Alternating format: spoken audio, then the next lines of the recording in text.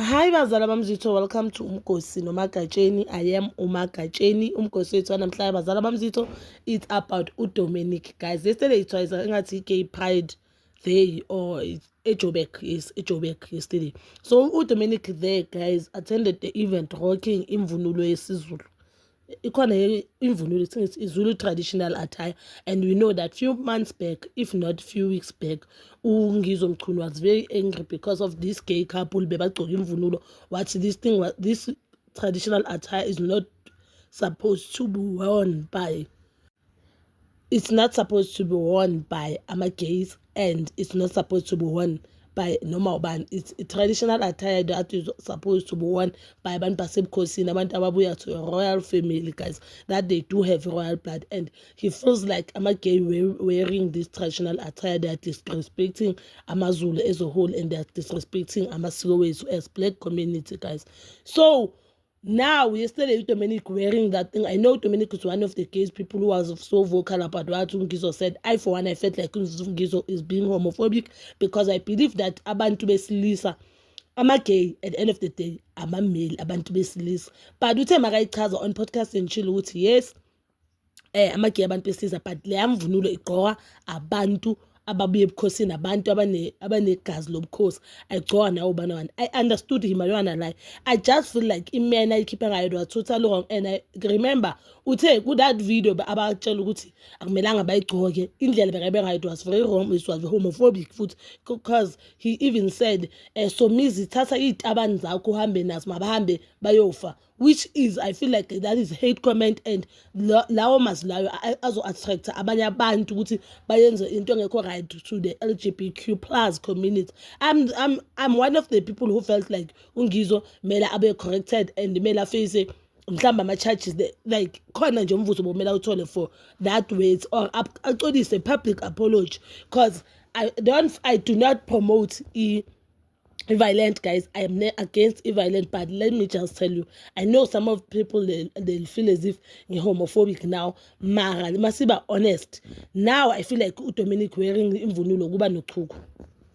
And it is not just to Dominic. I saw another couple it is uchuku, because it was explained, and not just by Ungizo Pela, but another people, traditional people bayichazile ukuthi no, I for one I didn't know. That's why bathi ufunduzo yoshona.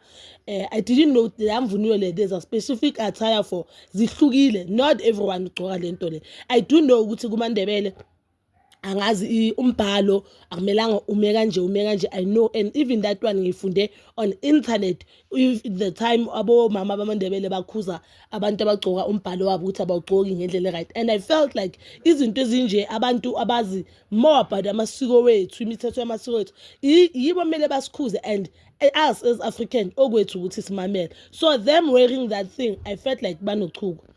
You know now this thing gcoka abantu abanjani. Why you gcoka? Ugcokile with. And to your argument is saying I'm also a male, I'm allowed to wear this thing. Why are you wearing a wig? You understand? I just feel like they're disrespecting isiko lamaZulu, they are disrespecting ubuZulu, like ngathi our culture and traditions as AmaZulu. And do not want. I felt like what Dominic did, it was totally wrong. And to me, it is as if yes, ufuni attention. Why would you do that? And then this is so fresh, guys. It's so fresh.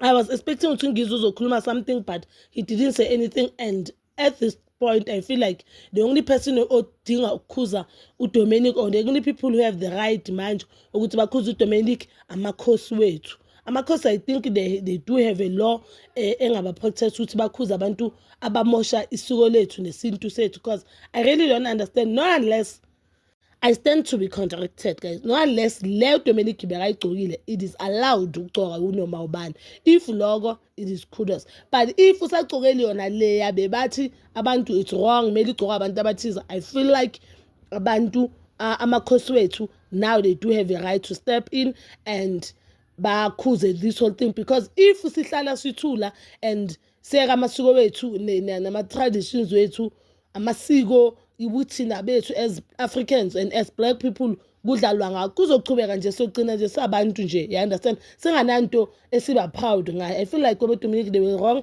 I'll do post some videos wabo la, but was wanted to, you can comment down below your thoughts, and please don't forget to like, subscribe, share, and hit that notification button. Nginethanda ukuya nokubuya.